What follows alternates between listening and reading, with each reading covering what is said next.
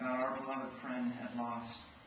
I join with all of you today in expressing the love that I have for Ed. In 2006, another attorney spread the word for me that I was starting my own law practice, and I was looking for work perhaps from other attorneys who might be too busy or have extra work. I spoke to Ed over the phone, and we talked about getting together, and I think we set up an appointment. The next day, however, I was doing some other coverage, and I was at Phoenix City Court, and I saw Ed there. I just happened to run into him, and I didn't know him at that time, but somehow, I can't remember if he introduced himself to me or I to him, but we saw each other that day. And again, confirmed our appointment and got to know each other a little bit. I went to his office, and he showed me the contracts that he uses for fee agreements. He said, why don't you come and watch me do an intake with a new client, potential new client. He sent me some coverage work and paid me for it. He included me in some trial work. I watched some of his trials before that, but I got to join with him in some trial work, Kathleen and other people. And he sent me referrals, which helped to start my law practice. I thought I was unique in this experience until I guess I always knew it, but I saw so many countless stories of other people who'd gone through the exact same thing with Ed. And I have no doubt that there are countless other stories that I haven't heard. I know that it wasn't just a happy coincidence that I got to meet Ed, particularly that day in Phoenix. I know God had a hand in it. And Ed did for me what I could not do for myself. Not only has Ed been there for me, he has done for many others what they could not do for themselves. Ed has been an advocate and a servant to many, particularly in their time of need. He was sent to earth with a divine purpose. Ed, as Chris said, advocated redemption. Ed was an advocate for the accused, and he loved it. The question that is inevitably posed, as every criminal defense attorney in this room can testify, to a criminal defense attorney, the question is asked, how can you defend someone that you know is guilty?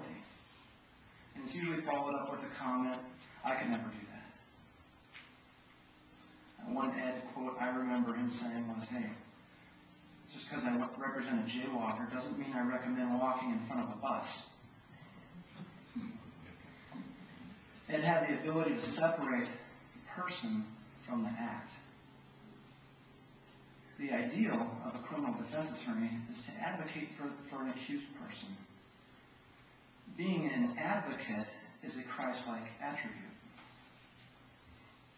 And before I get too sacrilegious, let us not forget that it's also true that criminal defense attorneys get paid money, at least most of the time, or a lot of the time. Ideally, a criminal defense attorney does or attempts to do for another person what they cannot do for themselves. Ed often did for the accused what they could not do for themselves. And I know oftentimes he did so without remuneration. Ed had been a member of Alcoholics Anonymous. It was of great importance to him, and he shared his experience openly and freely. Ed had been sober for over the last 21 years of his life. He knew that the principles of that organization were true and that they were divinely inspired. Alcoholics Anonymous believes this in a nutshell. He can. I think I'll let him. In other words, I can't overcome this addiction on my own. He can. He, meaning my higher power, can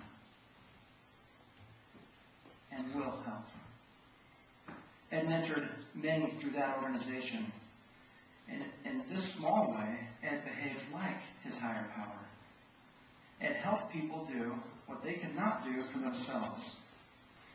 Ed had a divine purpose here on earth, but his existence began before he was born. I believe that we all knew him. We were there too. A grand council was held. We could decide on one of two plans. The plan we chose was a plan for happiness, a plan for freedom, and a plan for unending potential. The Lord showed to the prophet Abraham the intelligences that were organized before the world was. For he stood among those that were spirits, and he saw that they were good. And he said unto me, Abraham, thou art one of them. Thou wast chosen before thou wast born. We don't believe in fate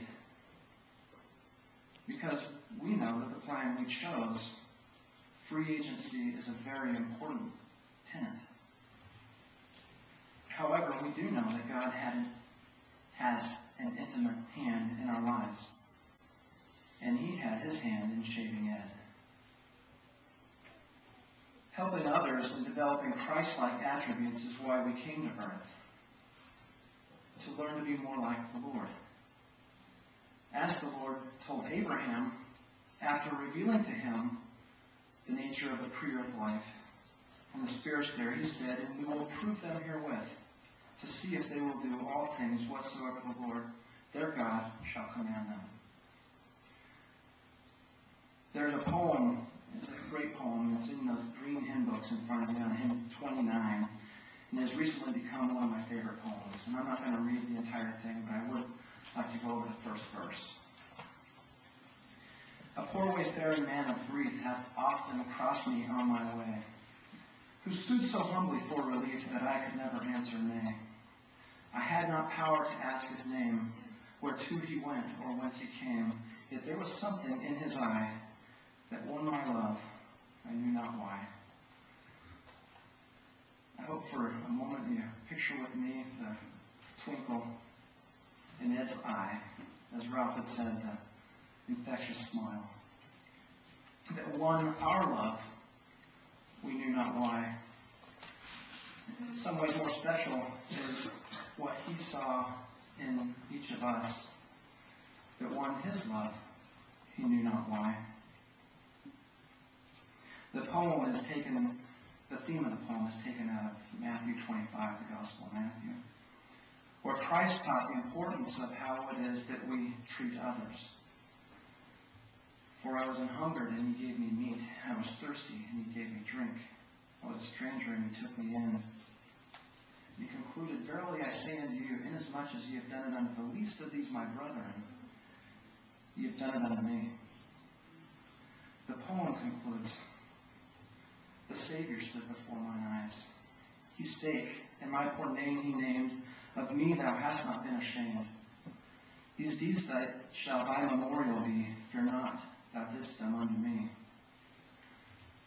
One very important lesson from this poem is that God uses his servants here on earth to carry out his plan for our happiness.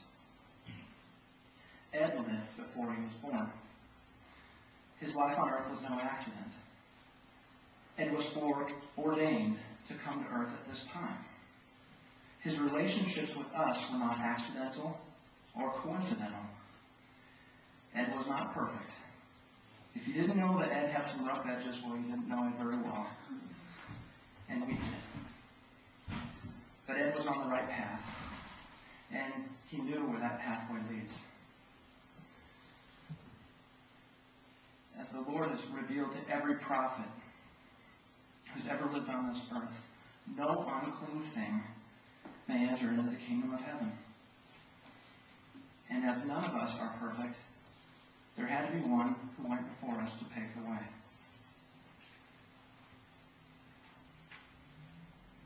Jesus Christ is the God of the Old Testament, the creator of the world, the greatest advocate, and our personal representative. He alone lived a perfect